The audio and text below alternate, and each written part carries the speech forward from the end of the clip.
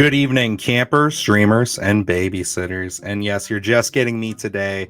If any of you guys saw my short, you know exactly what we're talking about today, and that is Onyx the Fortuitous and Talisman of Souls, the latest to come from Screambox. And I get to say, another one that I got to catch in theaters. Now, we kind of knew that they were doing this. It was announced a few months back that they'd be putting a couple of their originals in theaters, just like they did with Terrifier 2. Shaky Shivers was not playing super close to us, but thanks to the good folks over there, we were able to get an early review out for you guys to kick off Splatterthon. And I'm happy to say now that we are, unfortunately, guys, nearing the end of Splatterthon. We only have about a week, maybe a week and a half left, if I'm correct. Yeah, we are getting to the end, and I got to go to the actual theater and see this. You know, I went out. Made sure I had the time to make the drive, get out there, and see Onyx. Now, what is this film? If you don't know, you're not the only one, because I didn't either. This was something that, other than it being a Screambox property and being one of the films that they were pushing into theaters, I didn't know much about this movie. If you need to know a little bit about it, essentially, this is the pretty much all the hard work and doing of a man named Andrew Bowser, who is apparently a very famous TikTok star, kind of a viral sensation. He's actually done some videos that I really like on there, and I had no idea. And if I would have known, I think this would have piqued my interest a little bit more because, yeah, that dude's pretty funny. He definitely does a lot of that kind of internet troll, kind of messing with people. He plays this character of Onyx the Fortuitous, and I never knew its name. It was just something where it's like there's a couple of videos that I have saved on my TikTok that I watched, and I enjoy them. They're funny. I send them to friends. I got a dark sense of humor on the outside of this, so they get a little dark sometimes, but yeah, no, charming guy. Really straight up did not even connect the dots that was who this was until maybe about 10 minutes into the movie. I gotta say, the other thing I didn't know about this was that this was a Kickstarter backed film. This movie was kickstarted by 7,400 backers, and they pledged about $610,000 to make this film happen. And that's awesome. I'm really happy for people. I know there was a packed crowd in the theater that I went to. I was genuinely surprised, but again, I just didn't know what I was getting myself into. And it's no secret that on this channel, we got a kind of a love-hate relationship with a lot of horror comedy, especially for Luke. He's didn't go see this one for me, not due to lack of interest, just he's been very busy with a current project. He's very excited to share with you guys. Of course, I'm going to go out, support the boys at Screambox, check this thing out, and man, I said it in my short, but we have been eating so good this Halloween, and I think this is just another one you need to add to your list to check out when it hits Screambox. I mean, this was so much fun. This film is wildly creative. It's got so much heart on its sleeve from start to finish. It's grotesque. It is absolutely whimsical and wild. And I mean, the cast's chemistry here, it's just excellent. It really is. I found myself grinning from ear to ear from the moment this film started till the moment it ends. And there are genuinely some huge belly laugh moments. I mean, the whole theater erupted at one specific sequence, which I will not spoil for you. But you will know exactly what I'm talking about when you sit down and watch the film.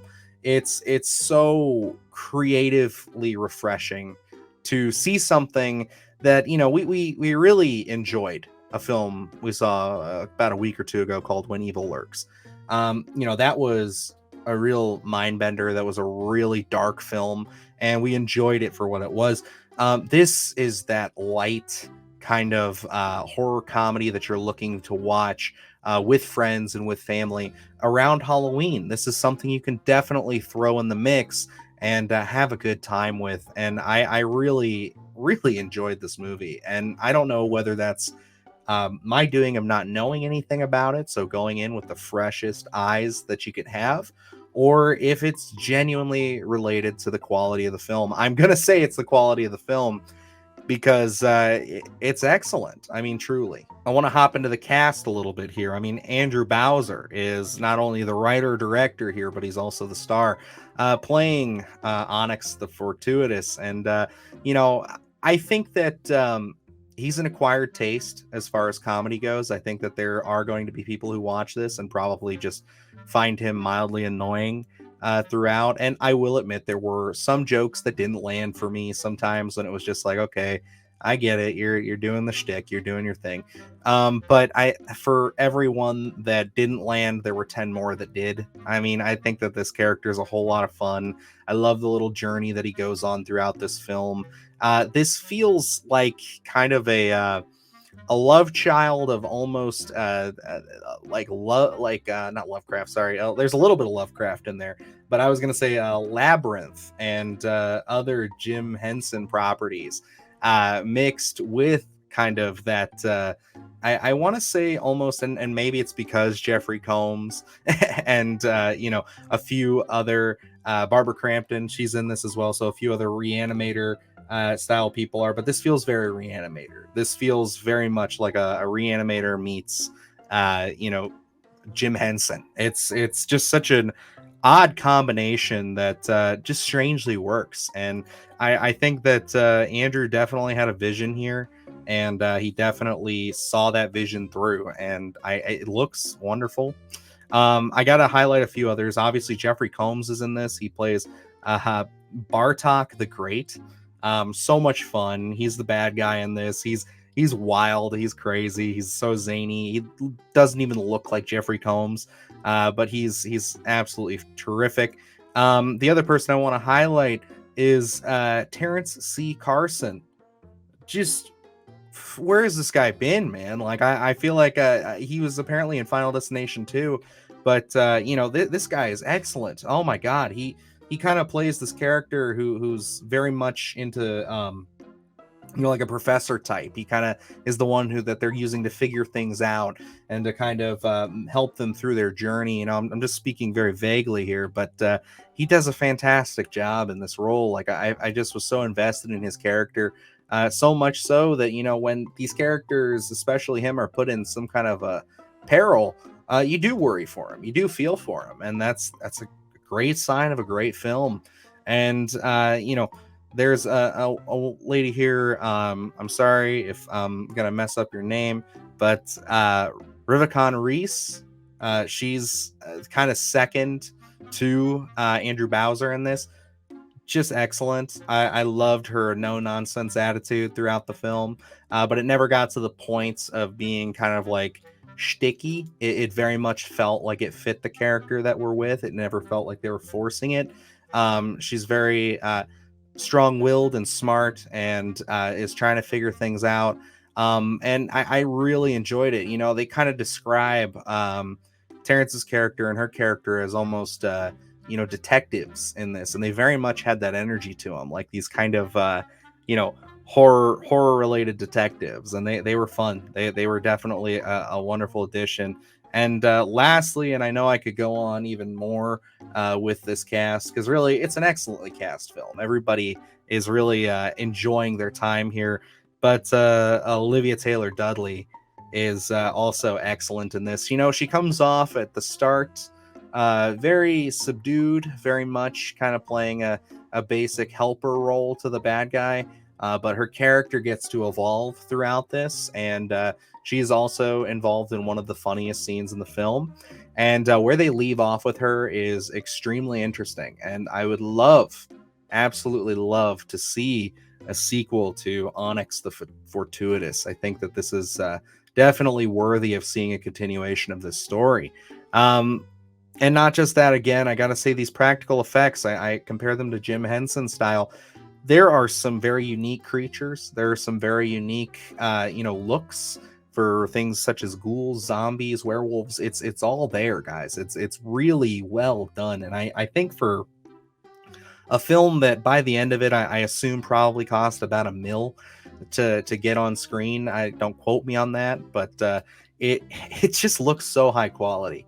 I mean, seriously, you you get movies that are made for this little amount of money, and you can tell that they have budgetary restrictions. You could have told me that this was $120 million, or sorry, like a $1.2 million movie, and I would have believed you. I mean, this just looked incredible. This looked very professional, very high class. I don't really see many moments throughout this film where the budget shows at all. I think that they were very successful in that, and I gotta say, this is another big win for Screambox here. They've really picked up something wonderful. I know we have a lot of nice things to say. We are honest. We weren't huge on Shaky Shivers.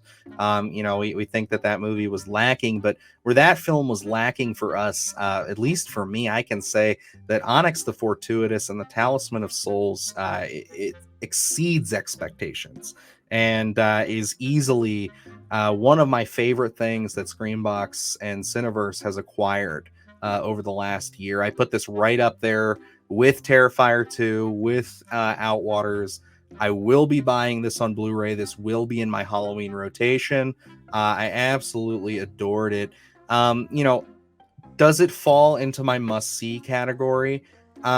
It's tough. This is going to land in a very high recommend, and that is only because I don't see this film's comedy and this film's story landing with everybody. For instance, my co-host here, Luke, he's very picky about his horror comedy, and I see him enjoying a lot of this, but not loving all of it as much as I do. I think that, we differ a little bit in our sense of humor, and I think that there's a lot more my style humor, of a little bit more crass, a little bit more goofy, and less like intentional, less satirical, which there is some of that here, but I just don't see this landing with everybody. But for me, this landed big. I got to give this a very high recommend. I definitely urge you guys to check this thing out when it hits Screambox. And if they do extend the run window, sometimes they do it. This is a one night only showing right now. If they do, go out and see it. Again, this is a wonderful film to check out this time of year. There's lots of sweet references to all kinds of horror films, all kinds of these genre films, and I really enjoyed Onyx the Fortuitous, and I think that you guys will too. But alrighty, folks, that's going to wrap me up here for my review of Onyx. Definitely follow us on here. Hit that subscribe button. We're always doing our best to post, up-to-date, recent reviews, as well as getting back into the video essay game a little bit more. We got a lot of fun stuff coming down the pipeline here. I just did our first real big countdown list where we're talking about the top 10 most gruesome Friday the 13th kills. That was a lot of fun. I enjoyed that. We also covered another kind of off the beaten path horror film that I don't think a lot of people are talking about right now, and that's Dark Harvest, which is definitely worth checking out as well. And of course, When Evil Lurks, which did get very high praise from us as well. Again, we are eating good this time of year, guys. It is surprising. I'm absolutely loving it. So far, I got to say 2023 is living up to the expectations of 2022. And I hope and pray that we can finish out the month with another few strong films. If not, it's been a great run and we've had a lot of fun. But yeah, that's going to wrap things up here for me. So I guess until next time, I am Dylan Newell, and remember, stay scared.